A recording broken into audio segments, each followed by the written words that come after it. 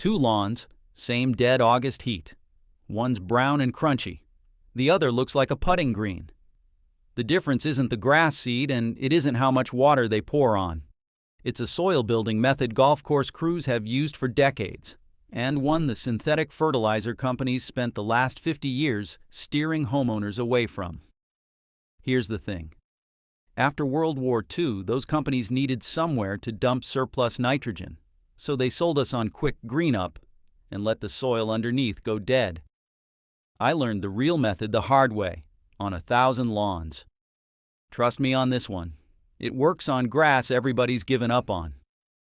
And stay with me, because I'll end with the one fall application that does more than 4 bags of fertilizer combined. Let me tell you who buried this, because it matters. After World War II, this country had a problem. The ordnance plants that spent the war cranking out ammonium nitrate for bombs and artillery shells suddenly had nowhere to send it. Around 1946 and 1947, those same plants got converted over to making fertilizer. Ammonium nitrate for explosives is ammonium nitrate for grass. Same chemistry. So now you had a flood of surplus nitrogen and no war to use it on. And the synthetic fertilizer industry needed a market. They found one, you, the American homeowner. Here's how they did it. They sold us on a single word. Color. Quick green up. Put this in your spreader, water it in, and in 4 days your lawn is the color of a pool table. And it works. That's the trap. It absolutely works in the short run. What they never put on the bag is what that fast nitrogen does to the soil underneath. It feeds the grass directly, like an IV drip, while the living part of the soil, the part that actually does the work, goes quiet and dies off. Shallow roots. 1 inch, maybe 2. A lawn that looks great in May and crisps brown the first week of real August heat. And then you buy another bag. That's the part they got right from a business standpoint. The nitrogen treadmill. Every year the soil gets a little deader, so every year you need a little more product and a little more water just to hold the same color. Your fertilizer bill climbs.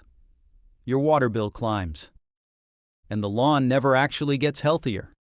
It just gets more dependent. I ran a lawn treatment business for 30 years, across 1,000 lawns down here in North Texas.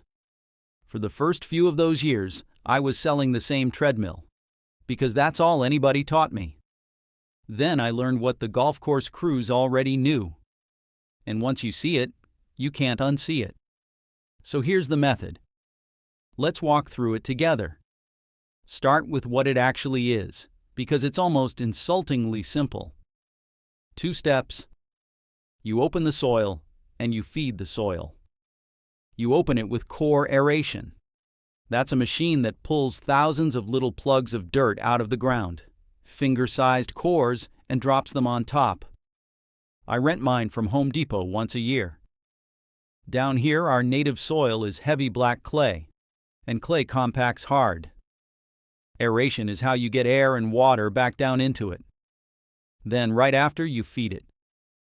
You spread a thin layer of screened compost across the whole lawn, about 1/4 inch, no more. That's called top dressing. That's it. Aerate, then top dress. Now here's the thing. That is exactly what a golf course superintendent does to those greens you see on TV. Every single season, sometimes twice a season, they top dress those greens with a thin layer of organic matter, and they aerate them. It's not a secret on a golf course. It's standard maintenance. The only place it became a secret was on the suburban lawn, because there was no money in telling you to spread compost you could make for free. Layer 2. How it actually works, because this is the part the quick green up marketing could never fully kill. When you put that 1/4 inch of compost down over freshly aerated soil, you're not feeding the grass. You're feeding the soil biology. Earthworms come up, grab that organic matter, and drag it down into the aeration holes. Microbes and fungi go to work breaking it down. There's a whole living network down there. The soil scientists call part of it mycorrhizae. That's a fungus that attaches to grass roots and extends their reach for water and nutrients. Synthetic nitrogen shuts that network down. Compost wakes it back up. And once that biology is alive, the soil starts doing the fertilizing for you. Organic matter holds nutrients and releases them slow, all season long, instead of one big flush that washes out in 3 weeks. Dr. Nick Christians up at Iowa State, the researcher who proved corn gluten meal works as a natural pre-emergent, his whole body of work points the same direction. Healthy soil biology is the engine. You feed the soil feeds the grass. That mechanism is older than the fertilizer industry, which is exactly why 50 years of marketing couldn't bury it completely. The grass on a golf course green is proof it never went away. Layer 3. This is where it gets powerful, and this is where the numbers come in. Here's the math. Every 1% you raise the organic matter in your soil lets that soil hold roughly 20,000 more gallons of water per acre.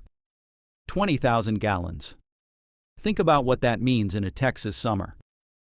A soil with dead, compacted clay and 1% organic matter dries out in 2 days.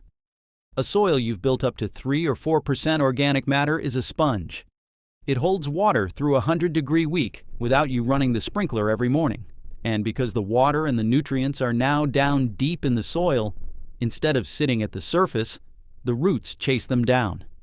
On a synthetic-fed lawn, I'd dig up roots that stopped at 1 to 2 inches. On a soil-built lawn, those same grass roots go down 6 to 8 inches. That's the entire difference between the 2 lawns I showed you at the start. Same August. Same heat. One's brown and crunchy because its roots are sitting in dead dirt 2 inches down. The other looks like a putting green because its roots are 8 inches deep, pulling from a living, water-holding soil. The grass seed was never the difference. The soil was always the difference. Layer 4, and this is the part that even folks who know about aeration usually miss. Synthetic nitrogen doesn't just fail to build soil. It actively makes the soil worse over time. Those salt-based fertilizers have what's called a salt index, and that salt suppresses the microbes and burns back the mycorrhizae. So every quick green-up application is, in a real sense, sterilizing the ground a little more. That's the cruel part of the treadmill. The product that makes your lawn green this week is making the soil deader for next year, which is why you need more of it next year. And that, right there, is why a thin, given-up-on lawn can come all the way back. People assume a struggling lawn needs to be ripped out and resodded. Usually it doesn't. The grass plants are fine. The limiting factor was never the variety. It was the dead, compacted soil they were trying to live in. I watched it happen on lawn after lawn. A homeowner who'd written off his backyard, ready to pave it, and 1 season of aeration and compost, and the thing greened up like it was 20 years younger. That's not a miracle. That's just soil doing what soil does once you let it live again. And it's exactly the kind of result that doesn't sell a single bag of anything, which is why you won't find it on the back of one. Now, before we keep going, I want to tell you about something. If what I'm showing you today is clicking, if you're starting to realize that everything you were told about feeding your lawn was backwards, and you're tired of being on that treadmill, I put the full system in writing. It's called Larry's 30-Day Weed Kill Protocol. 88 pages, $17, over at larrysgardenbooks.com. This soil from the top-down approach we're talking about, building a living soil by layering organic matter on top instead of digging it in. That's the exact principle in Chapter 6, Phase 3, building soil on top. Same method that grows grass also chokes out weeds for good. It's not another tip, it's the permanent fix. If you're watching on your TV right now, go ahead and grab your phone and point it at the QR code on the screen. Take your time finding it. I'll be right here. If you're on your phone or laptop, the link's right down in the description. All right, let's get into why they buried this in the first place. Here's the thing. A living soil needs a fraction of the fertilizer a dead one does, And that's exactly the problem. For the companies selling you nitrogen. Think about it. If your soil holds its own nutrients and releases them slow all season, you don't come back every 6 weeks for another bag. You're off the treadmill. So the whole business model depends on quick green-up that masks dead soil and keeps you buying. The grass looks fed. The soil underneath is starving. And every year it gets a little worse, so you need a little more product. That's not an accident. That's the design. Now here's the other half of it. You can't patent compost. You can't standardize a living soil into a labeled bag with a guaranteed analysis on the side. A core aerator and a yard of screened compost don't have a brand, don't have a markup, and don't create a repeat customer. Soil building breaks the dependency cycle, and a dependency cycle is worth billions. So the marketing dollars went where the patents were. Quick green-up got the commercials. The soil first method got buried in the extension office research nobody reads. I want to be straight with you because the forbidden frame cuts both ways. Synthetic fertilizer isn't evil. It has a real place. If you've got a new sod lawn that needs to root fast, a starter fertilizer with high phosphorus earns its keep. Fast results are a legitimate tool. But there's a difference between a tool and a treadmill, and the marketing deliberately steered homeowners onto the treadmill, because the treadmill sells more bags. So let's talk about what it cost you. Add up what you've spent on fertilizer over the last 10 years. Add the water bills from soaking a lawn with 1-inch roots that dries out in 2 days. Add the reseeding every fall because August crisped half the yard. That's hundreds of dollars a year to keep a lawn alive that a built soil would keep green for free. Precision kills weeds, and guessing feeds them. And that's just as true of soil. Guess, and you feed the cycle. Build the soil, and you step off it for good. All right. I promised you one fall application that does more than 4 bags of fertilizer combined. And here it is. The single best thing you can do for your lawn all year is a fall compost top dressing. Down here in DFW, that's October, Zone 8A, right before the Bermuda slides into dormancy. The grass isn't pushing top growth anymore. It's shuttling all its energy down into the roots, storing up for winter. That's your window. Here's the sequence. Core aerate first. Pull those plugs and open the clay. Then, immediately, spread about 1/4 inch of screened compost right over the turf, roughly 3/4 of a cubic yard per 1,000 square feet. That's it. You don't rake it in. You don't water it down hard.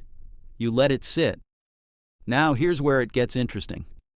Over the winter, the worms and the soil microbes go to work. They pull that organic matter down into the aeration holes you punched, a little at a time. Every week the ground isn't frozen. By spring, you haven't added a layer on top. You've built soil 6 inches down. And because the grass stored everything in its roots, you've fed it at the exact moment it banks nutrients for next season. That's why it beats 4 bags of synthetic nitrogen spread across the year.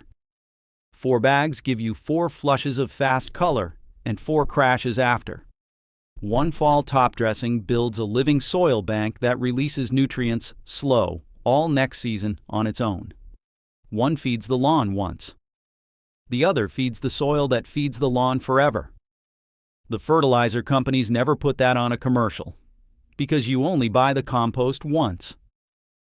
Before I let you go, if today made you realize you've been fighting your lawn the wrong way, that fall top dressing is one move in a full seasonal calendar. It's the system I wish someone had handed me 20 years ago instead of a bag of quick green-up. The full year-round soil and mulch schedule, season by season, is laid out in Chapter 9, the No Weed Garden Year-Round, in Larry's 30-day weed kill protocol. 88 pages, no fluff, just the protocol, start to finish. $17 over at larrysgardenbooks.com. It's not another tip.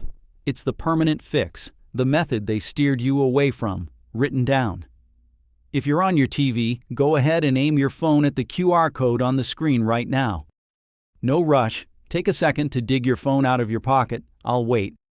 On your phone or laptop, the link's down in the description. Alright, here's the takeaway.